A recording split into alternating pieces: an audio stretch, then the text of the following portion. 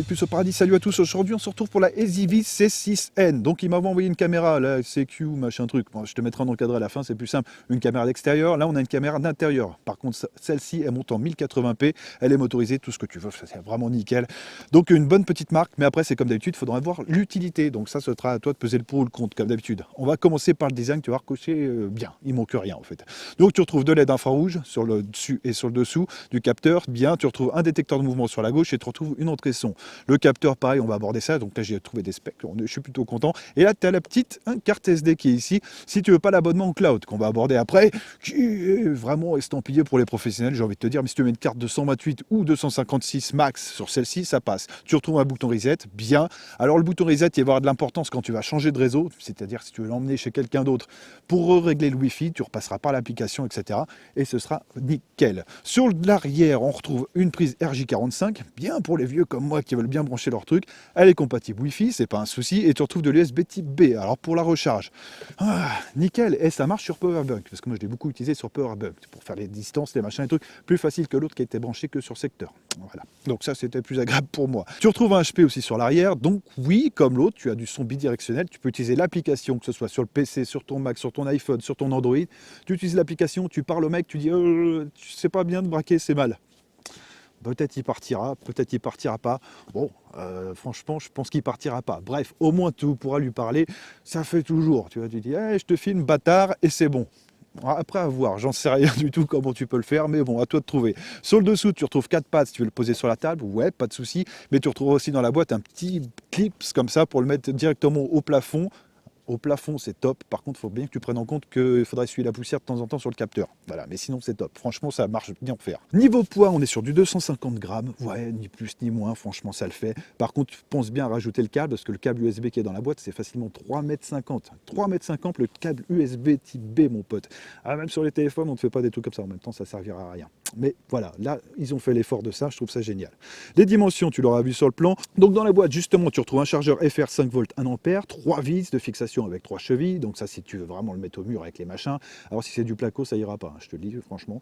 Et souvent maintenant on a du placo, donc mets des chevilles placo, ce sera peut-être mieux, sinon ça va se barrer. Ok, un câble USB B de 3 mètres environ, hein, j'ai calculé comme ça à bout de bras, mais ouais, plus de 3 mètres même. Un support à fixer au mur, comme je te l'ai dit, qui se fixe vraiment en dessous de la caméra, vraiment nickel. Donc ça je te le montrerai sur un plan. Un stickers pour t'aider à faire des trous de perçage. Ouais, bon bah voilà, c'est comme l'autre.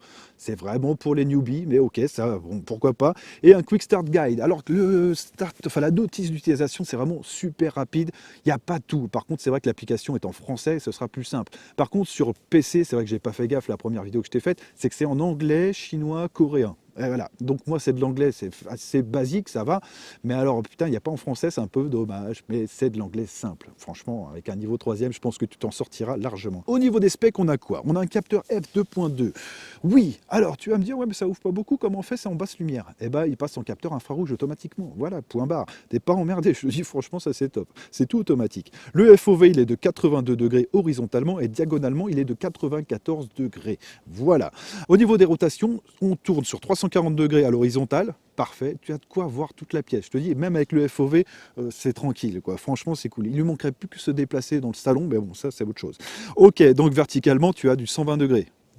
Boum, boum. Alors, je sais pas ce que c'est comme moteur, par contre, ça fait pas un pet de bruit, et ça, pour moi, c'est dans les points positifs qu'on verra à la fin. Donc, elle embarque bien les deux LED infrarouges, parfait, ça suffit amplement. Donc, elle filme bien en WDR, donc ça, c'est un peu ce qu'on avait sur les Gcam, surtout un peu toutes les caméras actuelles, c'est que ça te fait comme le HDR, en fait. Tu vas récupérer vachement en données, et waouh, c'est vraiment super propre pour un petit modèle comme ça, pas cher. Franchement, j'ai trouvé ça génial. Elle accepte donc les cartes SD de 256 Go maximum, là, c'était bien précisé, donc il n'y a pas de souci là-dessus.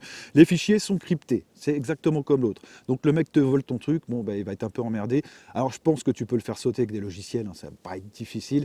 Mais bon, voilà, je préfère comme te le dire, c'est crypté. Donc t'inquiète pas, si tu as filmé ta maîtresse et des machins, voilà, tu n'auras accès que par les applications, par ton PC, etc. Ce sera tout. Il est possible d'avoir de la détection de mouvement, ça je te l'ai dit, oui, mais c'est pas tout. Il y a aussi du tracking, et le tracking fonctionne parfaitement bien. Ça, je vais te passer un sample là.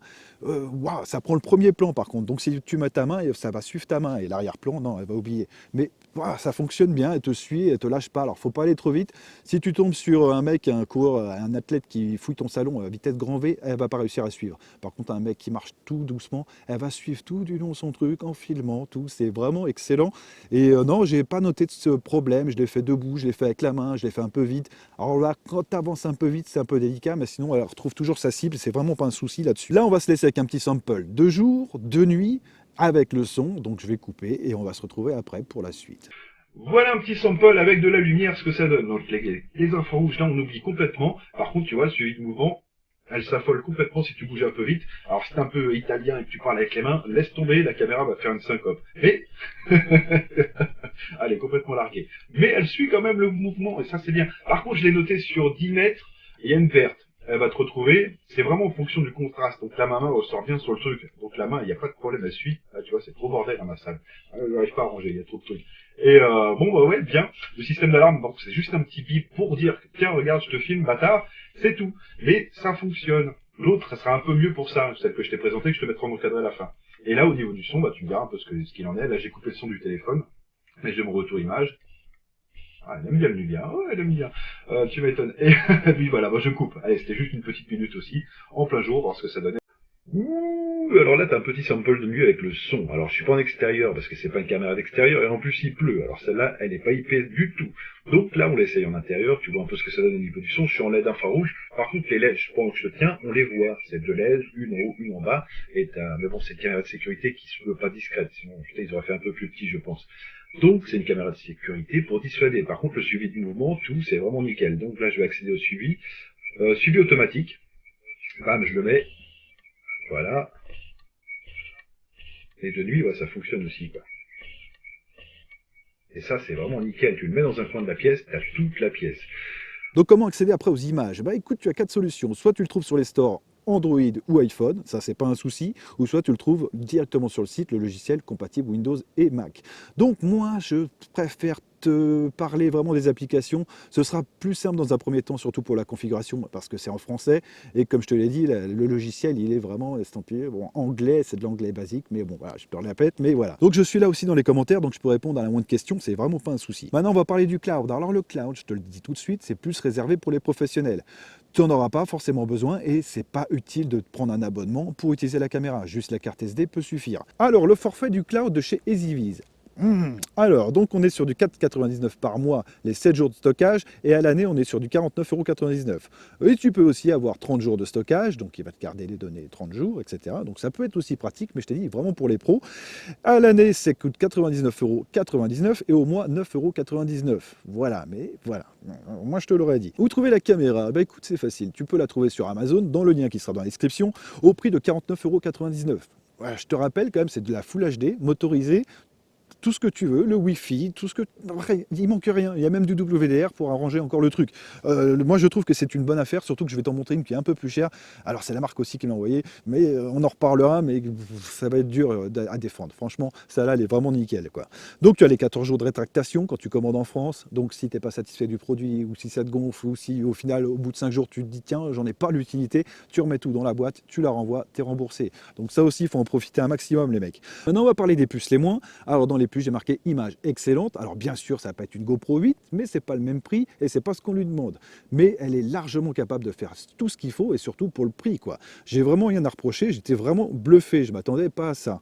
Moteur très silencieux, ça aussi, je m'attendais à des craquements, des trucs. Tu sais, le machin, il tourne tout seul la nuit, bah, il te réveille. Non, même pas. C'est super silencieux. C'est vraiment nickel. Maintenant, il faudra voir sur la durée ce que ça donne.